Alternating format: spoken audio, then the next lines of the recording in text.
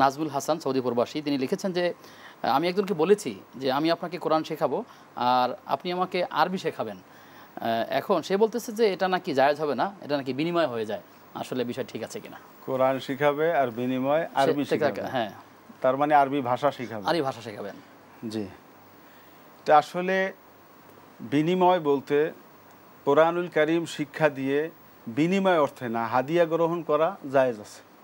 আবার যেই লোকটার একটা ভাষা জ্ঞান দরকার, তার ভাষা শিক্ষার জন্য সেই প্রপার তার কোনো ওয়ে নাই, প্রপার ব্যবস্থা নাই, সেক্ষেত্রে তাকে কোরআন শিক্ষা দেয়া বা তাকে কোরআন শিক্ষার বিনিময়ে তাকে আরবি শিক্ষা দেওয়া। আর আমার তো যেটা ধারণা বা আমার যেটা বুঝ তা হচ্ছে যারা আরবি পড়তে পারে তারা তো নিশ্চয়ই কোরআন পড়তে পারে।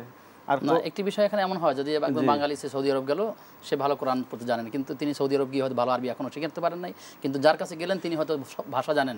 কিন্তু এখন যদি এমন হয় তাকে আরবি তো শিখাবেন, আমার এটা হলো আমার কনসেপ্টটা হলো তাকে আরবি শিখাবেন।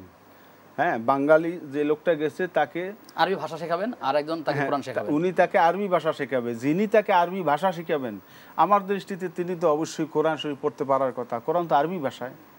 না, এখানে বিষয়টি হলো যে সে তো একাডেমিকভাবে না, আপনি যদি স্বাভাবিকভাবে দেখেন যে একজন সে ওখানে শ্রমিক একজন, সে আসলে একাডেমিকভাবে এরকম ভালো কোরআন পড়তে পারে না বাংলাদেশ থাকতেও, কিন্তু সে প্রবাসী হওয়ার কারণে সেখানে আরবি ভাষাটা রপ্ত করেছে, কিন্তু আসলে কোরআনটা সে ভালো করে এখন ওরকম লিখতে জানেন না বা পড়তে জানেন না।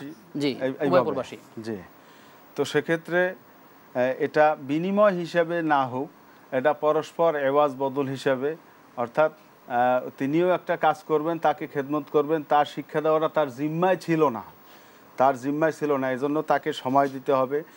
আর এর বিনিময়ে হিসেবেও যদি বা হাদিয়া হিসেবে সে যদি তাকে ওইটা শিক্ষা দেয়, এক্ষেত্রে নাজায়েজ হবে বলে আমি মনে করি না। জি, বৈধতা রয়েছে। আশা করছি আমাদের ভাই তিনি তার জবাব পেয়েছেন।